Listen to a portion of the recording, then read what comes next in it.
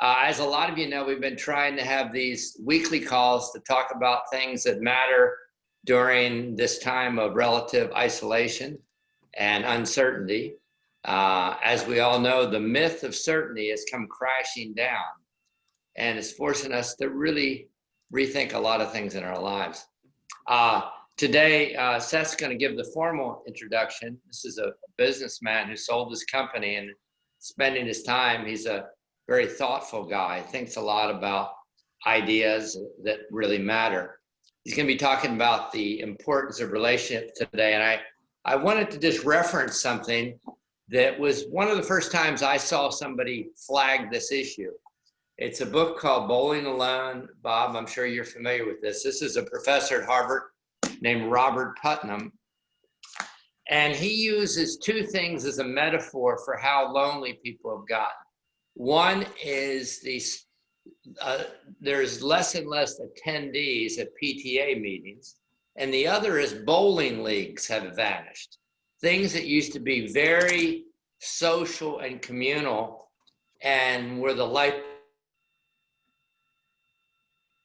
no longer exist anymore in the main. And that's just a metaphor for how other mediating structures like churches, Elks Club, all these groups are finding themselves not really providing what people used to find really kind of central to their life. When Alex de Tocqueville came over as a young man in the 1780s as a French scholar, he was only about 24, I think, to observe what was a measure of American greatness. He found it was not in the expansiveness of the resources or the space or the, resilience of the people. He found these little societies, these little ways we connected as the heartthrob of it. And secondarily, he said, the ability of Americans to reinvent themselves when they go through difficult times. We certainly need that today. So with that, let me turn over to Seth to give the formal introduction of Dr. Hall. Thank you, Doug. Robert Hall is an author, consultant, and speaker on relationships. He was the co-founder and CEO of an international customer relationship management firm for more than 20 years that he sold to a public company. His first book, The Street Corner Strategy for Winning Local Markets, a business bestseller, helped inspire the customer relationship management movement. Robert has authored more than 150 published articles with his work on leadership, relationships, and strategic direction.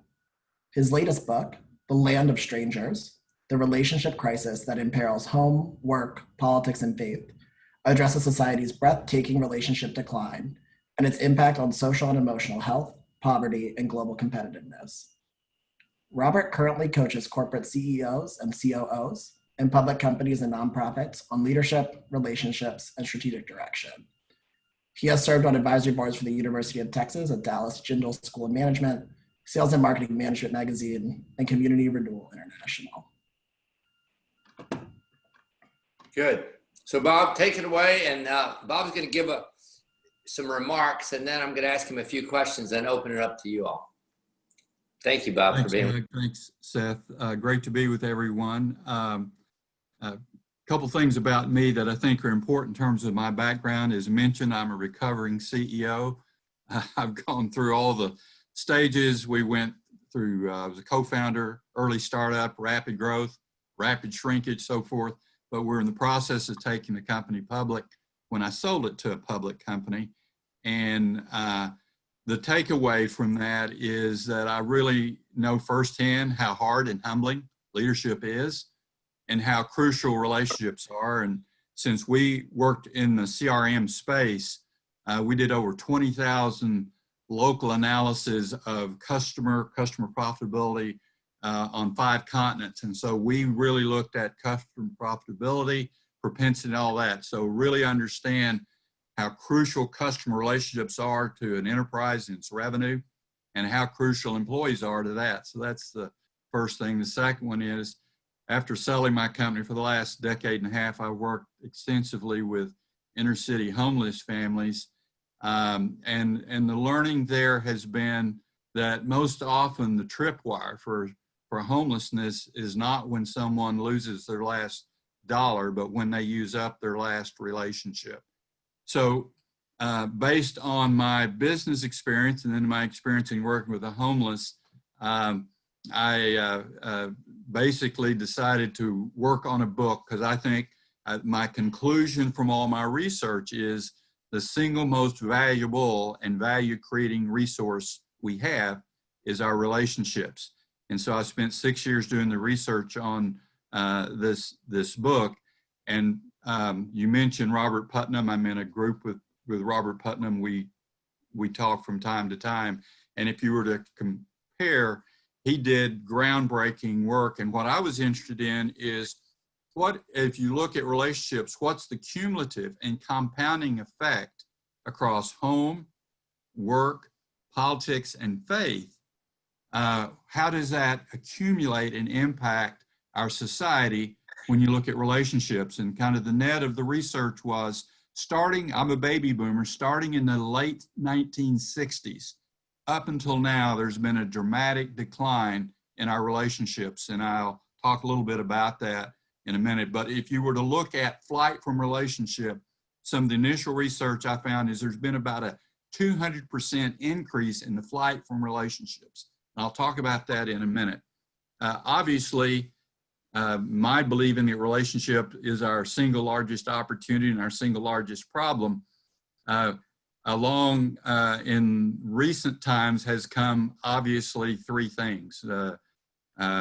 One, the whole issue around division, and we've really experienced now with George Floyd and the racial unrest and so forth, just how divided we are, and even divided in ways we didn't know. So division is one type of relational disconnection. A second kind is isolation. Doug, you talked about that. We look at the suicide rates and the drug overdose rates and so forth in recent times, and people choosing to isolate themselves, often enabled by technology, is a real issue. So division, isolation, and then the third one that I would categorize is exclusion or the elitism and of leaders. And I think we've seen a pattern, I'll talk about it in a minute, where maybe the first place we saw that arise that's so well known now is the Business Roundtable changing their focus from shareholder value to stakeholder relationships. And what we found, I've written about it, what I've called the stakeholder revolt, is increasingly now there has been a revolt, whether you look at the move from shareholder value to stakeholder relationships, you look at Black Lives Matter, you look at Me Too, all of those are examples where narrow leadership groups oppress certain groups or treated them less preferentially. So those three things are defining, and obviously the acronym of we're divided, isolated, and excluded is DIE. So there you have it.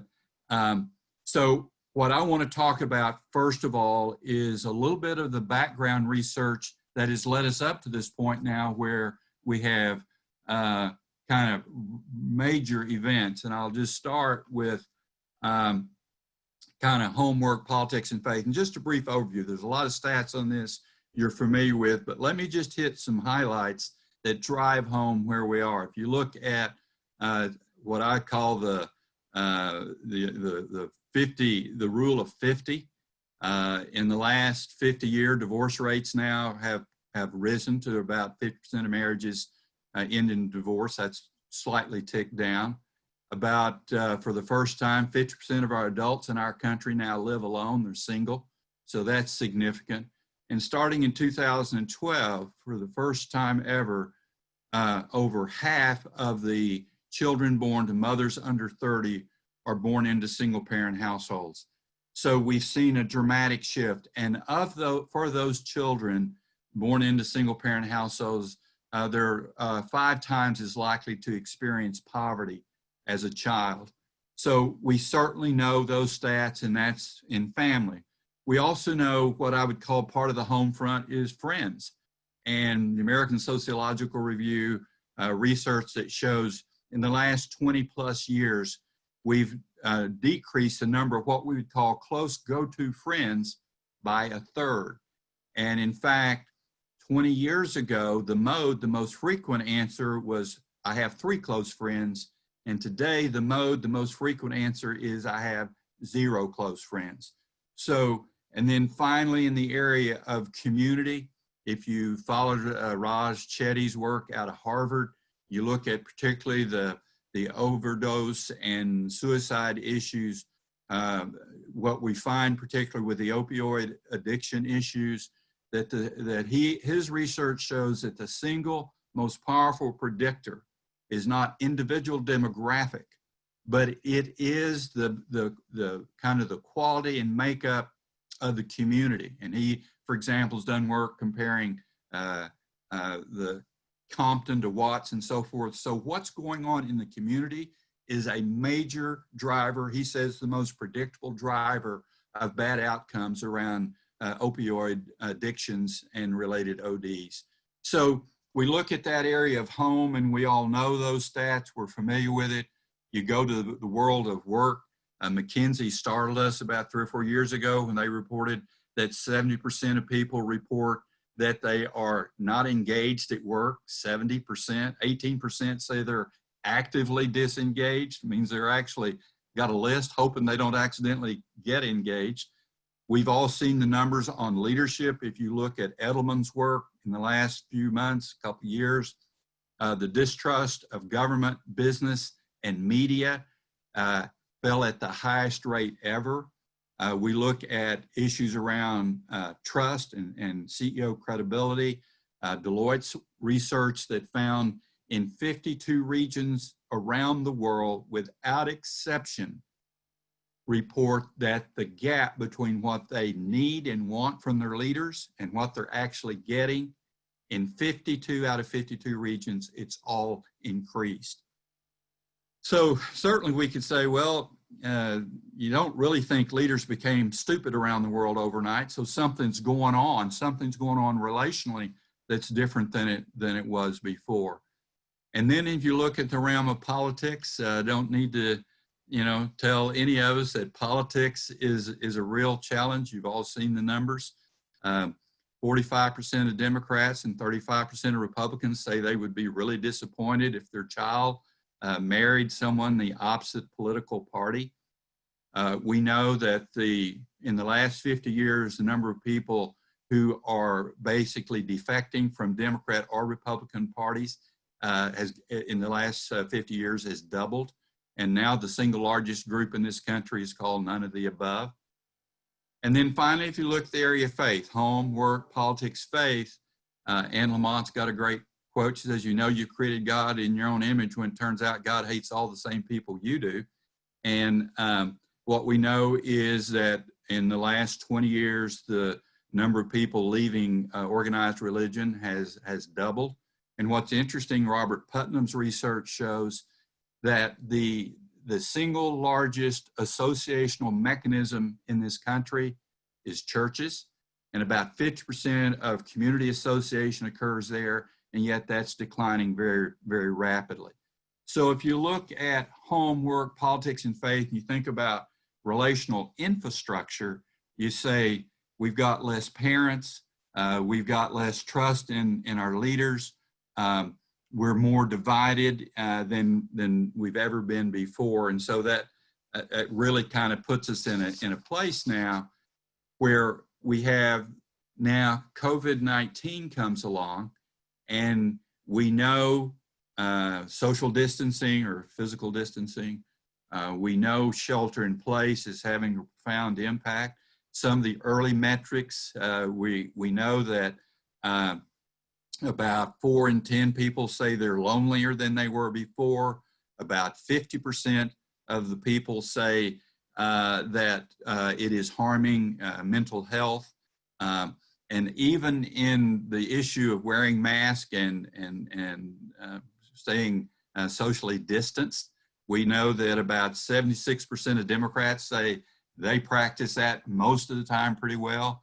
53% of Republicans, according to Pew's research yesterday. So they're that the politics actually enters into something as unbelievable as medical kinds of issues. And so we see we've got a really significant change there. We also, with George Floyd and what's going on there, 69% of people say they've had conversations in the last month with family and friends and colleagues about race and division. And so there's a significant shift there. What we also know is that about 3 times as many think race is now a problem as did in 2011. So it's clearly up our awareness.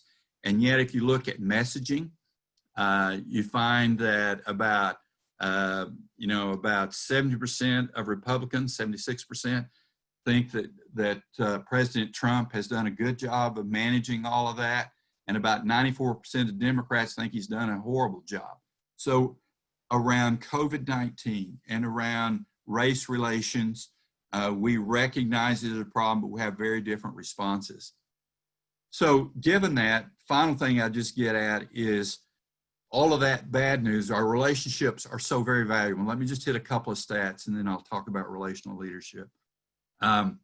We know that relationships really matter, but just some stats. Among married men who go through divorce, they're 6 times as likely to experience depression.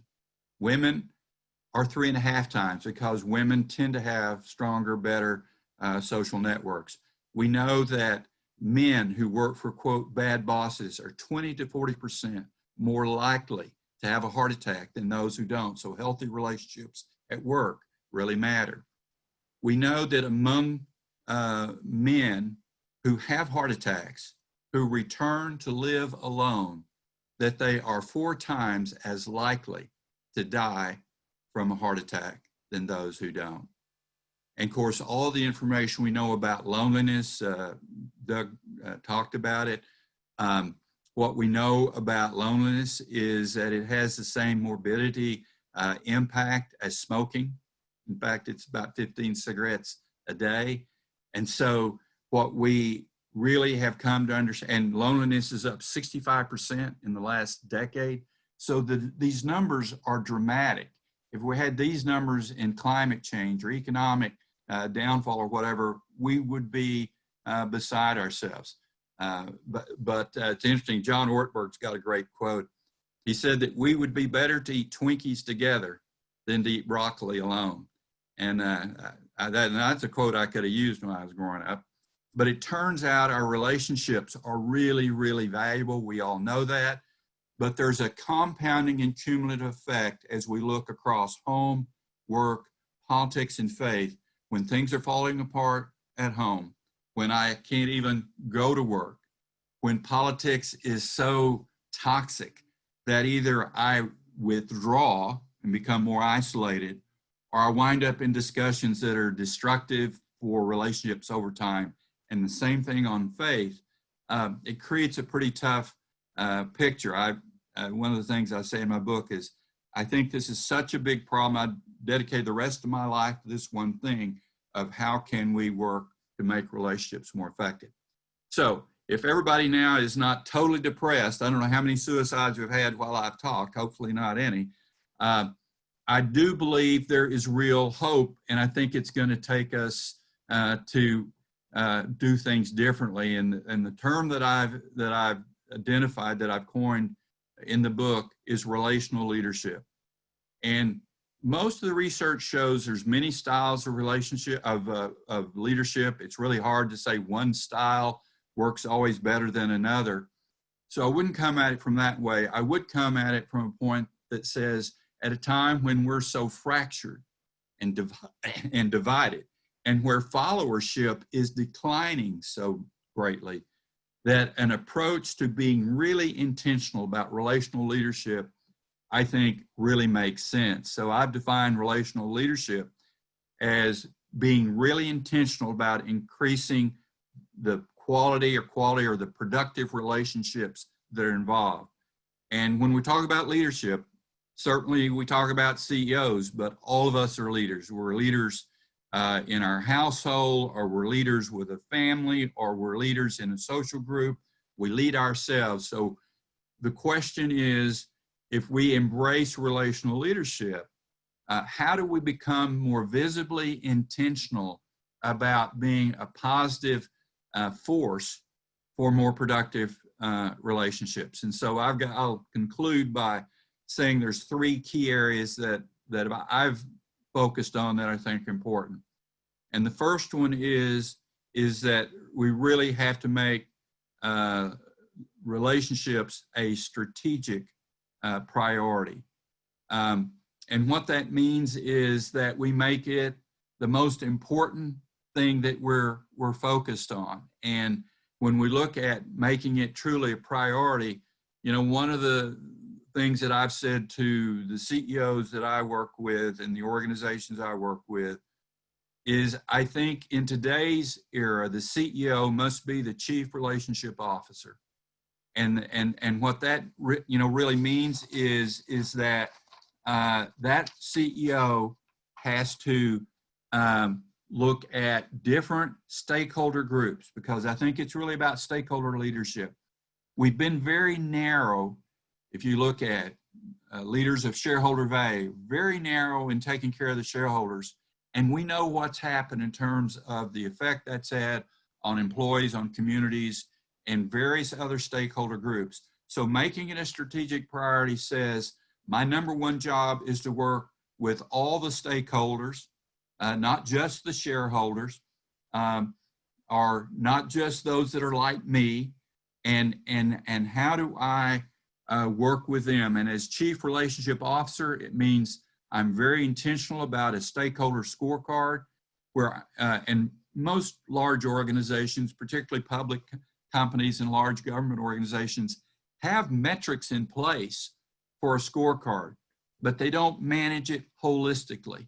So if we start out by saying that's the most important thing that we've got to do, that I think leads everything. And the question that I think that really gets at the core of that, as we think about whatever we're trying to do in our life, is, are your relationships big enough to get the job done?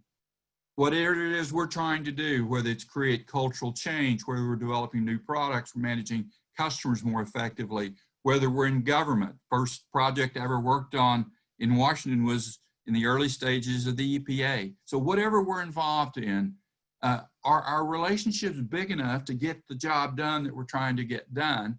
And how might we be intentional about making that more important? Second one, so 3 Ps. The first one is to make it a strategic priority at the top of the organization is. The second is around purpose.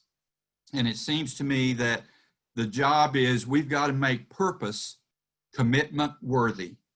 We've got to have enough purpose in whatever it is we're about, whether it's a family, it's a company, it's a church, it's a school. We've got to have enough purpose that it somehow elicits commitment. And I think one of the big challenges we face is, as we've been a society that's focused a lot on my needs, my selfish, my narrow set of interests. And so what that winds up making it hard to get groups to work together. I loved Stephen Jobs before he died. Isaacson talks about in his book. Isaacson asked him, what are you most proud of over the years? And he thought, sure, he'd say the iPhone, the iPad, something. And Steve Jobs, and he said, so I assume it's the iPhone or whatever. He said, no, you don't understand. He said, the most important thing that I've ever done is created a team who could then create those things. Now, we all know Stephen Jobs didn't have a great bedside manner, so he was gruff and tough to work for and so forth. But he represented a sense of purpose that worked. And I would go so far to say, very few organizations out there are curing cancer and conquering world hunger. So we all wind up doing some stuff that's on its surface may not sound so great. And the question is, how do you make that purposeful? In some cases, how do we even make it slightly sacred or almost transcendent?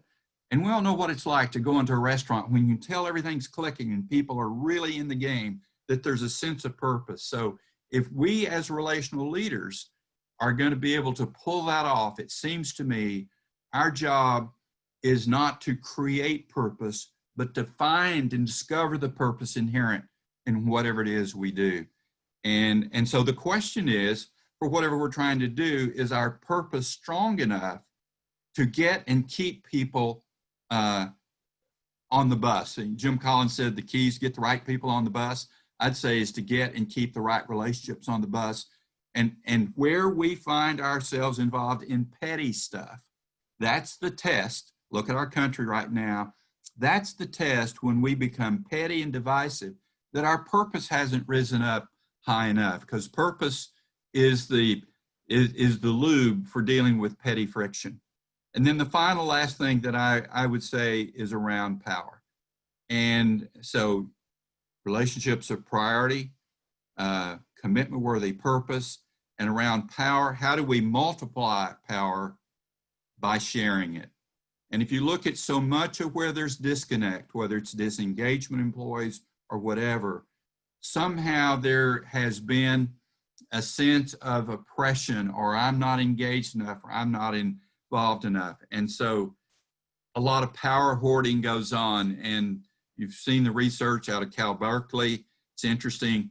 In labs, they found that basically as people get power, it has the same impact on the brain as blunt trauma.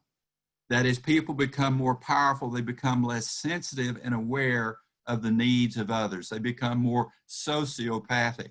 And all of us have been in leadership. I got to tell you, I've been there where someone said, Robert, you're interrupting, you're running over, you know. So it is tempting when we have power to use it. And the key is, how do we take power and increase it by basically sharing it? And so as opposed to hoarding power, it's have we shared power sufficiently to grow stakeholder relationships, including diverse stakeholders, including those that give us kind of a pain in the butt. So for me, it's going to take a level of leadership. We're so divided. I call it relational leadership. I'll close with this point, and then we discuss. There's a sandwich shop here in Dallas called the Potbelly Sandwich Shop. You may have one near you somewhere. And I went in there several months ago, and the cashier, as I checked out at the Potbelly Sandwich Shop, had a t-shirt on, and it says, "Get in here before we both starve." I think that we're going to starve. We're going to divide. We're going to somehow isolate. We're going to somehow exclude. We're going to die if we can't figure out how to be more effective at relational leadership. So thanks for your attentiveness, and back to you, Doug. Okay, I'm just going to ask one or two and then open it up because a lot of people want to talk. Thank you, Bob, for those insights. How did we evolve or devolve to this state? Do you feel, do we mythologize an earlier time when our grandparents and extended family were together, or has there been a real shift? And if it's a shift, what caused it? Is it technology? Is it the breakdown in the family? Is it exploding economy where people had to travel and move? What has gotten us to this point? Because when I was a kid, I remember every Sunday we would go over to all my cousins and we'd spend all day with the cousins, and it was just assumed we did that. That's all gone now, yeah. And I just wonder why is it gone? Because we still have this hunger for it. So why have we vacated that space? It's a very complicated question, and we probably all have our points of view. I'll just mention a couple things that I think are at the top. And one of the real values of going back and reading history is to see how bad it was back in the times you look at. If you've read, any of the books about our early founding, incredibly divisive, so it's, I think, been that way all along. But what I do think has changed is, I think, two things. I think, number one, the way we've refined leadership. It used to be For example, if you've read the book on Ulysses S. Grant, when he ran for president, they didn't even hardly get out and campaign. That was viewed as crass and so forth. And if you compare that to today, unfortunately, the narrow view that we have of leadership today is the key is get as many people in your base as possible, get them as angry as possible, and hope more of them vote than the folks on the other side. That's become the model for electing a president. Yeah. And it isn't a soaring vision like the Reagan. It's not. Yeah. And it's really sad that that's occurred. And so then when you get elected, you can't govern. You pissed off everybody. You've made intense enemies, and it makes it really hard to lead. And same thing on shareholder value. You know, Jack Welch, the late Jack Welch, near the end said the stupidest idea in the world is shareholder value, that it's an outcome. It's very important as an outcome. But the key to making shareholder value is productive relationships. And so a lot of the business schools and a lot of the teaching, I think, has been how to win. That's short term, that makes governing really, really hard. So that's number one. The second thing I would point to is technology. I ran a software company for over 20 years. And, you know, just a couple things we know. We know that the average 8 to 18-year-old today is spending 7 hours and 38 minutes per day on their devices. We used to call that a job. And their parents are really concerned about it, and their parents are spending over 9 hours. Now, in fairness, some of that 9 hours is work-related. But technology has so enabled our ability to isolate and our ability to attack others.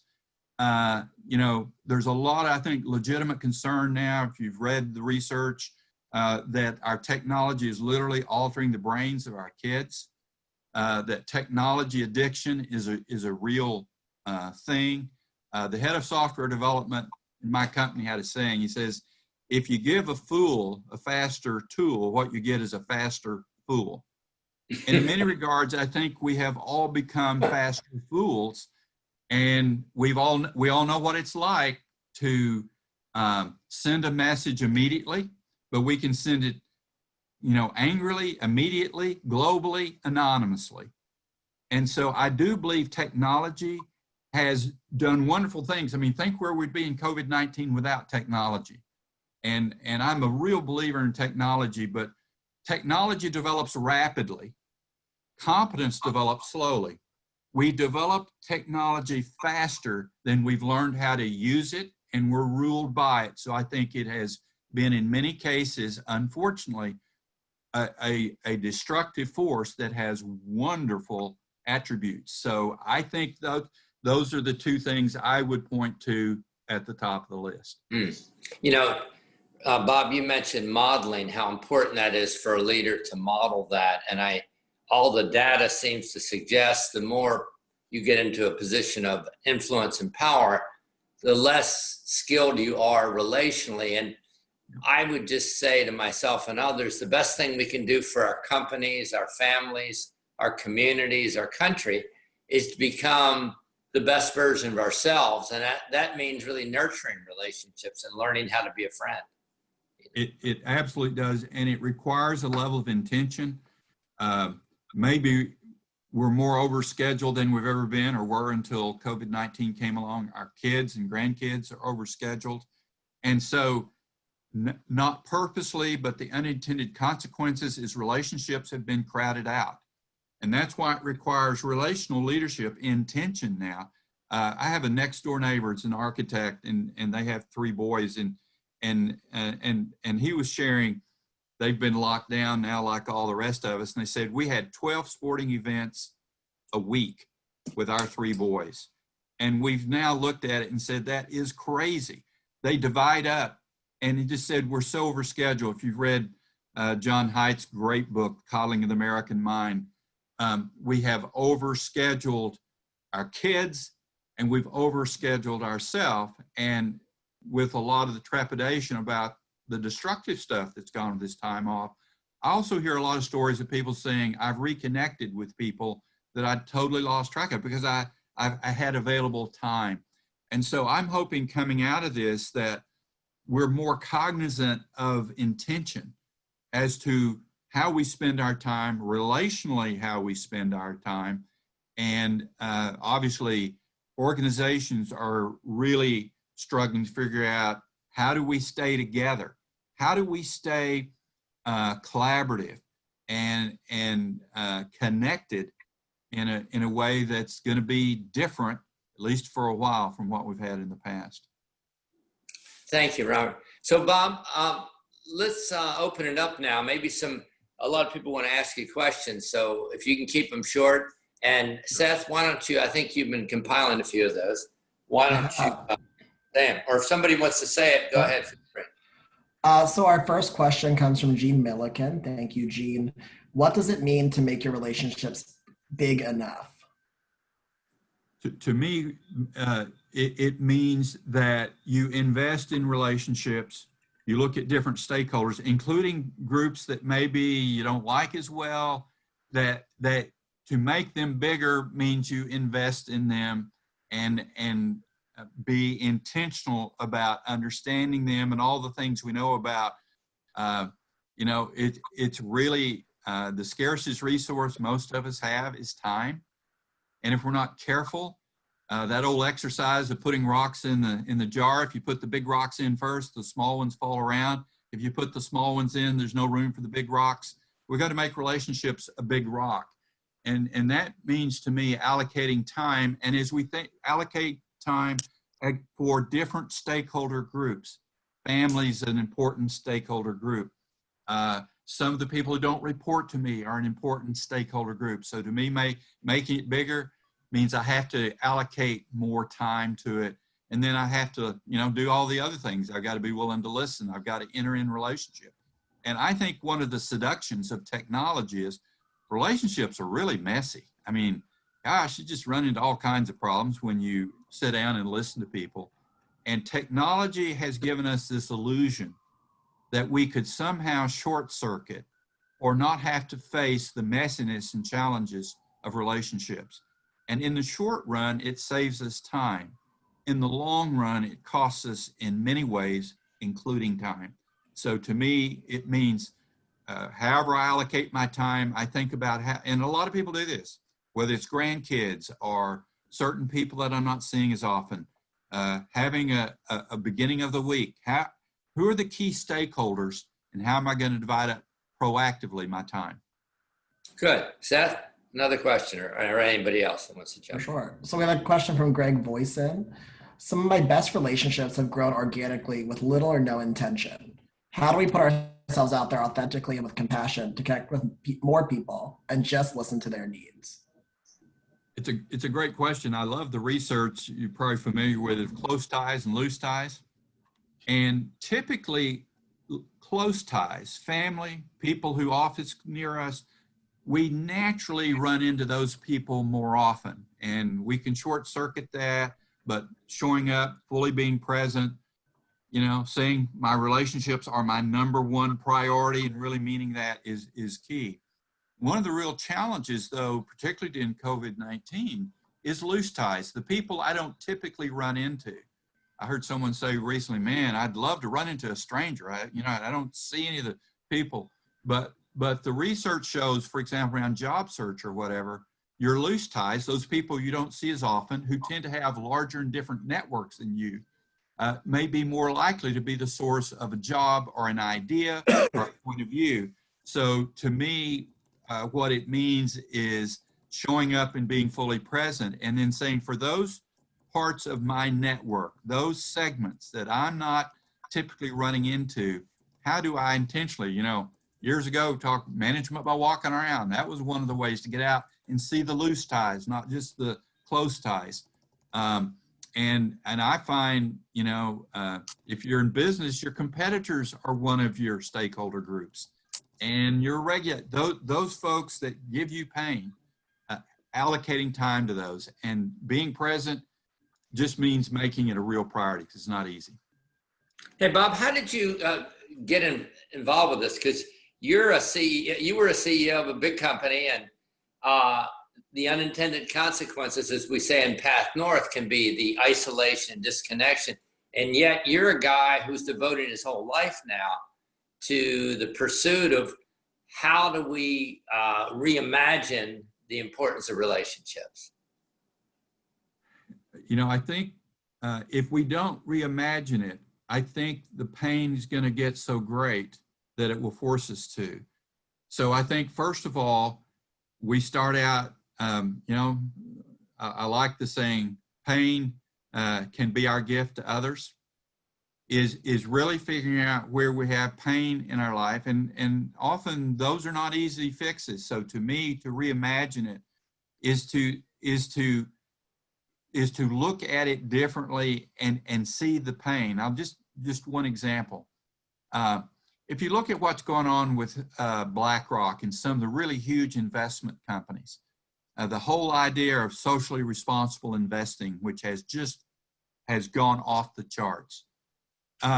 It seems to me culturally we're at a defining point, maybe a point of inflection right now that says we cannot keep going on. So we have to step back and reimagine that. So I don't have anything magical other than to say, step back, take stock, and whether it's the way people are investing money, looking at governance and environment, and looking at how organizations are transparent and how they're working with all their stakeholders, I think is becoming now a financial imperative.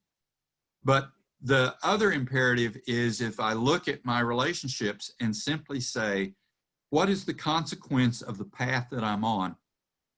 I don't have a magic pill, but I think sometimes you even, with a group of 2 or 3 or 4, you say, let's spend some time brainstorming, thinking about whether it's as a family or whether it's a company or a department or a church. We recently went through a visioning exercise in the church where I attend, and I had no involvement in it, but what we came up with, building relationships wherever we go. And I was really surprised at that. And I think it's because people are recognizing how painful the broken relationships are, and that we cannot sustain ourselves on the current path. Good. Another question. So I have an anonymous question. Since technology allows us to avoid the messiness of relationships, what tips do you have for working through the messiness while we cannot be together? You know, the first thing I would normally say is, as you're looking at those key relationships, what is the investment today in technology interactions versus face-to-face or even over the phone? So coming out of COVID-19, I think one of the things that we're all going to really kind of rethink and reimagine is how much time do I invest face-to-face? The research has been around a long time. 80 to 90% of the opinions and feelings we take in interactions come from nonverbal. When we do things via email, which is so efficient, or text or whatever, in exchange for that efficiency, we miss out on really important cues and clues around what's going on. So to me, what that really means is that we are going to have to set goals. That's part of what I recommend. Set goals by stakeholder group of face-to-face time versus electronic interaction time. I mean, that sounds so tedious, but having a sense of that. And so to me, what that requires is then obviously showing up and putting on our big girl or big boy pants on and realizing that often the discomfort and pain is the breakthrough opportunity in relationships. It almost always is. And so if we could recognize it, Peter Block has a story he tells, I like it a lot, and he was talking about a guy saying, my CEO talks a great game, all this relationship stuff and so forth, and people matter and so forth, but we don't walk the walk very well, and I'm really frustrated. And Peter Block said to him, when you see an area of inadequacy, turn that around and view that as an invitation. So where our relationships are broken and messy, I think we say, where is the invitation in that, and how will I allocate time? Messy, broken relationships are an invitation. We can't fix them all, and sometimes we have to let go, but we have to view them as an invitation. Bob, do you have a couple good friends in your life that you invest in? I have three, and I will say, you know, I'm not great at developing great friendships. I love to research. I'm a bit of an introvert. When I had a company, I think I was really good with groups and all that, but personal close friends has been tough for me. And the problem's real simple. I don't invest enough in it. I've got other, you know, bees to string, and so I have to work at it. Yeah. So what you're saying about, I mean, it's fine. It's funny. We know the research indicates on almost everything that research doesn't change anybody. For years, people knew cigarette smoking was bad for you, but there was no behavioral change. Yeah. And same with drunk driving and things, until there was a cultural phenomena that made. I respect what you're saying, Bob, because a lot of time, I mean, and we're all different personalities. One takeaway I wanted us to get from this is not everybody's going to manifest relationships in the same way. Some of us are more private, some of us more social, some of us are more vulnerable. And to me, so much of that is the story we were born into and what we saw modeled for us. Yeah. But we do need to push ourselves to keep growing. And I would just add, Path North is an example of an intentional group that's about building relationships. I don't know a lot about you, but I know that to be the case. In my own life, one of the things I do at the beginning of each week is I say, okay, how many slots am I allocating to my personal relationships? And one of the things I've gotten better at until COVID-19 is going to lunch with people and having set routines. Routines help us do naturally things that are unnatural for us. And so I'm in a group that meets once a year, a group of men that go to a retreat. And it's just, I fought it for 5 years. I just wasn't me. Well, I've done it. And so it takes intention and it takes willingness to deal with discomfort. The easiest thing for me to do is eat a sandwich right here at my desk. That's where I'm comfortable. That's not me at my best. Well, thank you for your honesty there. One more question before we wrap up. So I have another anonymous question. How has the shift in our society, having 2 full-time working parents, impact the way that children learn how to be in relationships? It's a great question. And, you know, it's interesting. We've seen, starting in the late 60s, as I mentioned, a number of shifts, and that's one of the big ones. There, and clearly 2-parent working families, and my wife ran a interfaith housing. We both work most of the time. But here's so I think really being that word sacred times, dinner, figuring out sacred relationship times is really important, and being intentional and putting that ahead of other things. One piece of good news is the research shows that in the last several years, that fathers are spending much more time with their kids than they were before. They've made that an intention. And interestingly enough, so are mothers, and including working moms, because they've made it a priority. And the rest of their life may be crazy. And I've heard a number of people say during this COVID-19, the husbands love it and the women hate it because they work and more of the household duties and kid stuff is falling on them. So it has disproportionately affected women. So it comes back to being clear on what your priorities are. And I do think every family has to decide how they handle that. But I do believe we've made some progress, and the research backs that up. But it takes real vigilance. So Bob's book is The Land of Strangers. And Bob, what would you say to us if we wanted to leave? And what would be a practice, one or two things that we might really do that could really move us incrementally toward the goal of better connectedness with people we want to be connected with?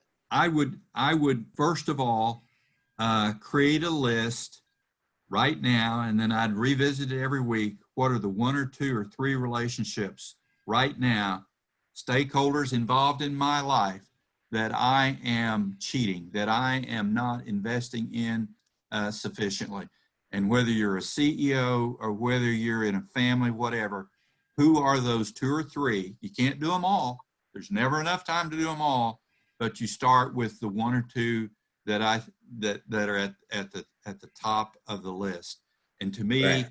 that's where you start. And I think the second thing is most of us have relationships, and particularly in leadership, where our ask-tell balance is out of whack. And that is, in those key relationships, what percent of the time am I talking and what percent of the time am I listening? And if I'm talking more than 50% of the time, and men might be more tempted in some situations to do that than women, and others the other way around. If I'm talking more than 50% of the time, I run the risk of misallocating the power. And so we got to be really vigilant in the listening. To me, that's where we start. Great. Well, Bob, thank you so much for your insights. They're stunningly true, stunningly important, and so timely. I mean, I remember reading the book in the late 70s, I think it was entitled A Nation of Strangers. And Yeah. this was the beginning of just defining that we have a nation where we just don't know each other anymore. Yeah. So you talked a lot about being intentional, and we really appreciate that. And I would challenge, which I do my MBA and my MBA students, I challenge particularly the young men to work on this, because we don't have, you mentioned it, we don't have that natural language of connection. Yeah. We have to really work at it harder. Do it. Yeah. Well, thank you for that. Thank you. I just, one other thing, I threw out a lot of stats. If you're interested, you go to my website at roberthall.com, and all the stuff that I've written, or go to LinkedIn, all the stuff that I've written is there, and a lot of the stats that I skimmed over are there, and more, as well as other things. So feel free. Right. That's all free. And Seth just posted that for everybody. So thank you, Seth. And we'll, of course, share that. And any of the emails you received from us in the last few days, any of Robert's name the URL will link to that website. Thank you, Robert. So Seth, Thanks, guys. Good luck. Yeah. So what's coming up? We have a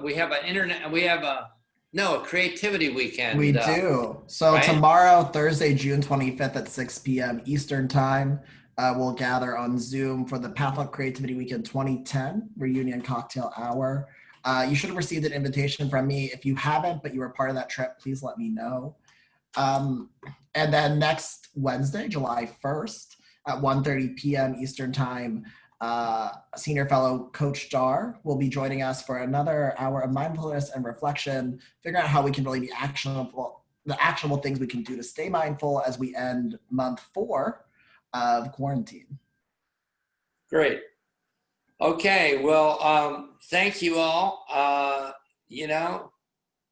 Baby steps, right? All these things we're what is that great line that says in the end, we really come back to where we were at the beginning. That's the voyage of discovery.